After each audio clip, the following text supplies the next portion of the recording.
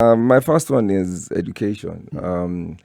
I think, for me, I think we have the national type of education whereby, but for me, I think things have changed. We're preparing our youth for a different kind of life. If you look at Machakos, one of the things that I would want to do in Athi River is to create safe spaces for young guys to be able to become creative, innovative, and just people whereby because we're dealing with millennials and they're a bit different from who we are, and we don't see this in the kind of education that we have. If you look at education in Kenya, we are preparing our youths to this kind of life that we have right now, and not, because I think the world is changing.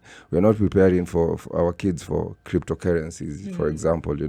We're still teaching we're not preparing them to work from home. We're preparing them to become doctors, like some of us who have been pushed to be. And it's not something that you want to do. So for me, one of the key pillars will be for education. How do we integrate policies whereby, yes, there is the national curriculum that is going on, but on the other hand, how are we developing talents in Athi River?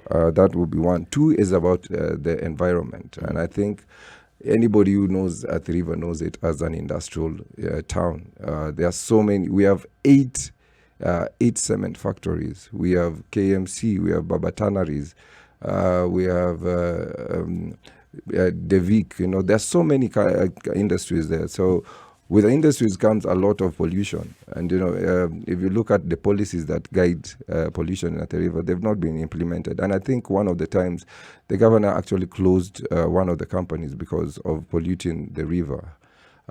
So that would be another pointer for me to be able to look at how do we collect garbage? How do we have systems that go? How do we embrace recycling? Because there's one thing about disposal, but how do you embrace recycling? And through partners, you can be able to do that.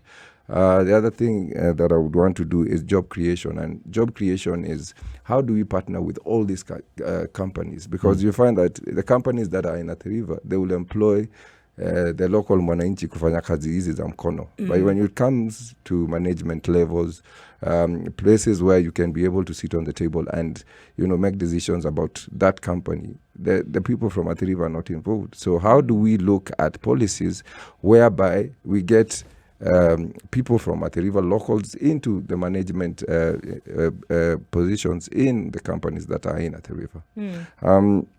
The other one is infrastructure, and infrastructure, I mean roads, lights, all the normal things that everybody does. But then, again, for example, if it's something people from do this, how are they integrated in terms when you're building a road? Yes, you're building a road for the cars. How do you put a place for do this to be able to pass? How do you put a place for people to be walking? Because sometimes you find a road that has been built, yet most of the people that are in that area are actually using do this, but they're not, they're not being looked into. Tapata garis inapita, but also do the PR because they are carrying people. How do you make them safe on the roads? So, and then the last one will be health. And this is something that I'm very passionate about. I think if anybody who thinks about the future, when you say you want to have the youth as the future, you must look at the old people. Because if the youth are to get into positions, it means there is a generation that is growing old. And the older people, most of the things that they need is health. And so how do you look at providing health solutions that work? I can, on 2 days ago, I happened to get somebody who had an accident at Syokimau. And so we took them to Machakos General Hospital. And I had to buy everything from the